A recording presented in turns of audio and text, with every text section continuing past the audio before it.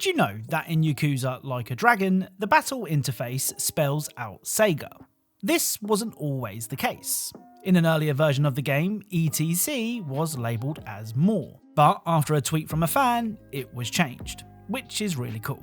Hello and welcome back to another episode of Hidden Video Game Details, the series that aims to show you things that you may not have known about your favourite games. As always, if you think you know of a video game detail that I'm yet to cover, then please let me know in the comments and I'll do my best to check it out. Oh, and of course, a huge thank you to my Patreon backers and YouTube channel members for their awesome support. Anyway, without further delay, let's get started. Right, let's begin today's video with the excellent Halo Reach. Now, long-time viewers of this channel may remember the time that we found a Marine in Halo 3 who was on the verge of ending it all. It was a really sad moment that many players may have missed. Well, today's Halo Reach detail is very similar. On the New Alexandria level, you can find this guy. Oh god, I didn't sign up for this. Not aliens, man. That's it. I am out. Seriously, we're fighting aliens now? Indies were bad enough, now we got friggin' aliens? Not me, man. I'm out. O-U-T, out! Let me tell you, whatever you do, don't let them bite you. I hear if one of those little ones bites you, you turn into one. Imagine it, man. We're all gonna turn into little methane-sucking freaks. They're gonna strap us up with tanks and have us fighting on their side. Not me, man. I'm out. They're not gonna get me. No way I'm turning into no squid-faced alien freak. I bet that's what those big monkey-looking brute things are. They're us, man! They're us, turned cubby and fighting ourselves, man! Oh, God! No way, not me! No way, no way, no way! Oh, God, no, no, no, no! So whilst not quite as emotional as the Marine scene in Halo 3, it is still a really cool detail. Next up is Hard Vendetta.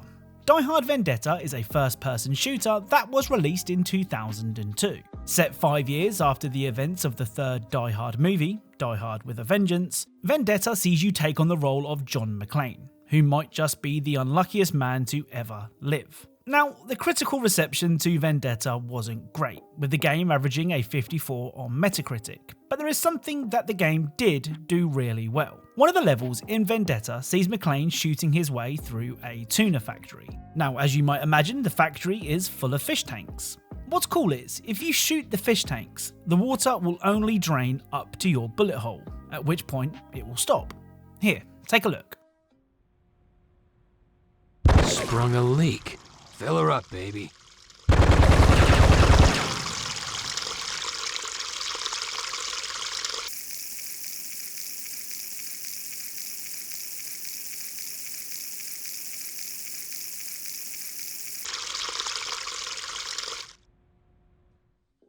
Again, long-time viewers of this series in particular know that I love this kind of detail, with games like Ready or Not also having realistic fish tanks. But the fact that Die Hard Vendetta released all the way back in 2002 makes it that bit more impressive. Though not as impressive as you would be if you subscribed right now. Next up is Star Wars Jedi Survivor. Now, my issues with Jedi Survivor have been made clear in recent videos. But I'm man enough to admit that despite its issues, Jedi Survivor is a really, really good game.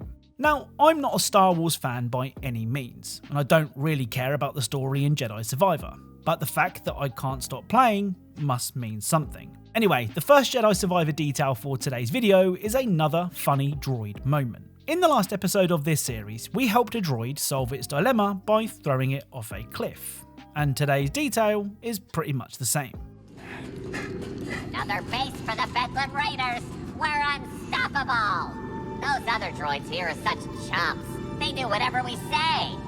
Suckers. You'll never catch me taking orders like that. No way. Not me. I mean, unless it was Ravis, in which case, well, obviously. I'd sooner be broken down for scrap than get pushed around by anyone else. I'm the commander here. Happy to help. The other Jedi Survivor detail can be seen whenever you're near a bogling. You see, most games let you pet a cat or a dog. Well, Jedi Survivor lets you pet a bogling. Hey, little guy.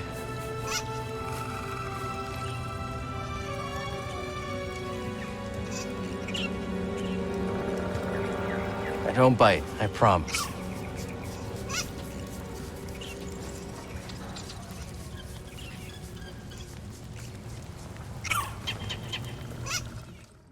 Up next is Stick Fight the Game.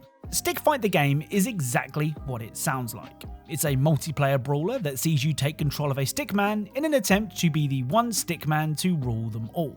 Now, back in episode 106 of this series, we discovered that typing GG Easy into the in-game chat in Overwatch 2 would cause the game to transform your message into something else entirely. Well, Stick Fight has a similar system, but instead of censoring GG Easy, it censors some much more offensive terms. Now, the chances are I'm going to have to blur out the words that I type to trigger these responses, but I'm sure you can probably guess what the insults were.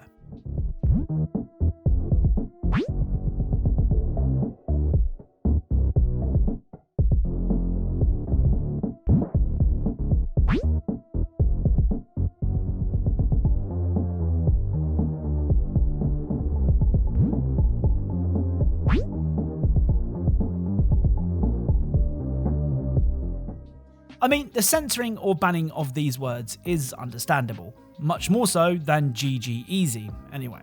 Right, let's end today's video with Dead Island 2. Now, I never planned to make a full video on Dead Island 2, as I didn't think there was enough cool things to warrant it. But even after today's details, I have a ton of stuff recorded for this game. So if you want a full video on Dead Island 2, then please let me know in the comments down below. Anyway, the first Dead Island 2 detail for today's video is something that we've seen a lot of in recent games. In episode 122 of this series, we discovered that some characters in the Resident Evil 4 remake had jiggle physics. Well, it turns out that RE4 wasn't the only game released in 2023 with wobbly enemies. If you pay close attention to zombies of a certain size, they will jiggle.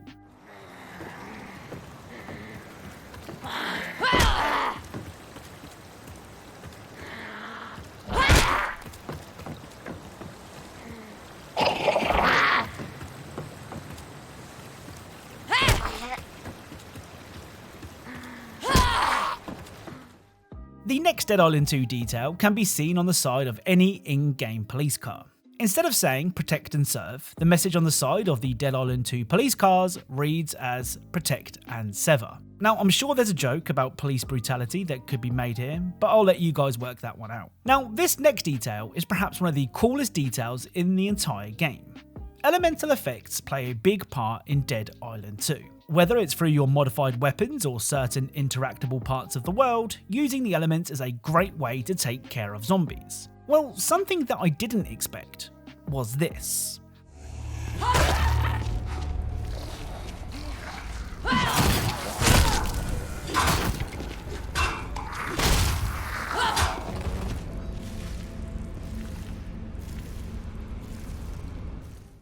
So, using fire-based weapons at certain locations will cause the sprinklers to trigger, just like they would in real life. I mean, of course, this is a detail that makes sense, I just didn't expect it to be represented so well in game.